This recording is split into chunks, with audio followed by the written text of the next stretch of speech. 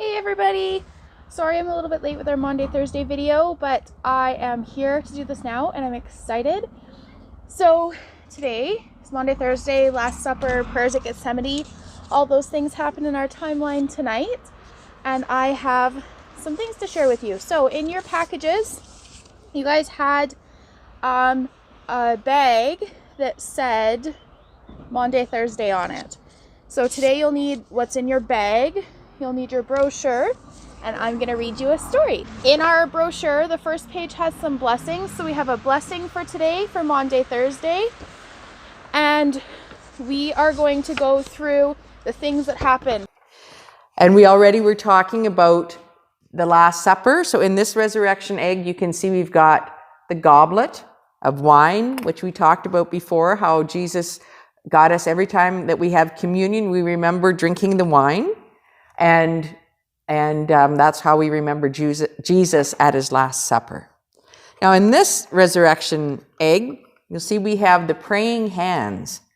And that's because the night before he was betrayed, Jesus went into his favorite place to pray. And that was the Garden of Gethsemane. And it was a whole bunch of very old olive trees. And he went in there and he prayed to God because he knew that what was going to happen was really scary and awful. And so he needed to pray a lot. And we can remember that too, about praying. When we're in trouble, it can be really good for us to pray. Thanks, Susan, for telling us about the cup and the praying hands. That leads us into today. We're talking about the Last Supper and where Jesus gathered with all his disciples. And we're talking about Jesus praying at the Garden of Gethsemane. So I'm going to keep continuing on with our Benjamin's box story. Gotta find the right page. So this one's called The Cup. The next day, Benjamin was asked to help his aunt get ready for unexpected guests. They would be coming for Passover dinner. He went right to work carrying water jugs. "Did you hear the guest of honor is Jesus?" said a servant girl. Benjamin's eyes opened wide. Imagine to serve such an important man. He must work hard and do his very best. Two of Jesus' friends came to help, and Benjamin listened as they talked of Jesus. They loved him so much. Soon Jesus arrived and the supper began. If Benjamin listened carefully, he could hear some of their words. But what did Jesus mean when he said the wine was like his blood and would be spilled, and the bread was to be broken like his body? It made no sense.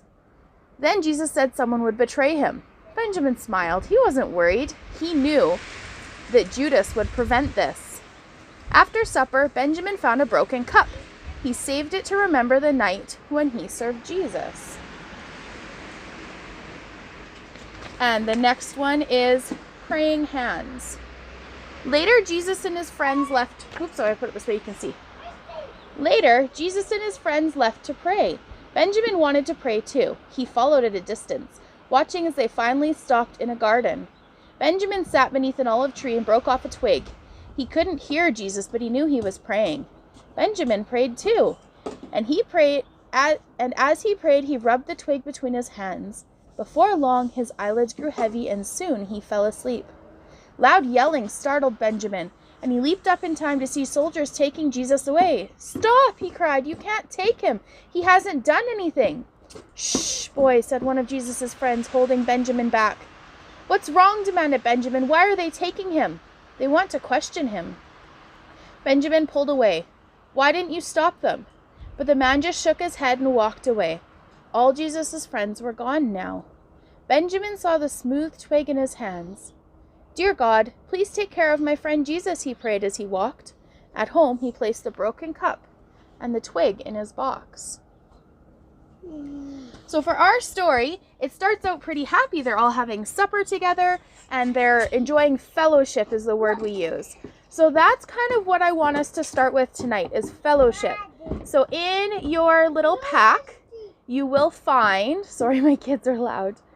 In your little pack, you'll find a bag that's tied up with string and some grape juice. So we are going to be having a Maundy Thursday meal. So it's going to be kind of like our version of the Last Supper. So it's based loosely off of a Seder meal, which is a traditional meal enjoyed during Passover, or also called an agape meal, which is kind of similar but in more basic terms. So in your bag, I want you guys to open it up, and you're going to find some stuff. There should be some pitas in there, which represents unleavened bread. There will be the grape juice to drink, and there's also some fruit and some nuts. And we're going to make something called carouset.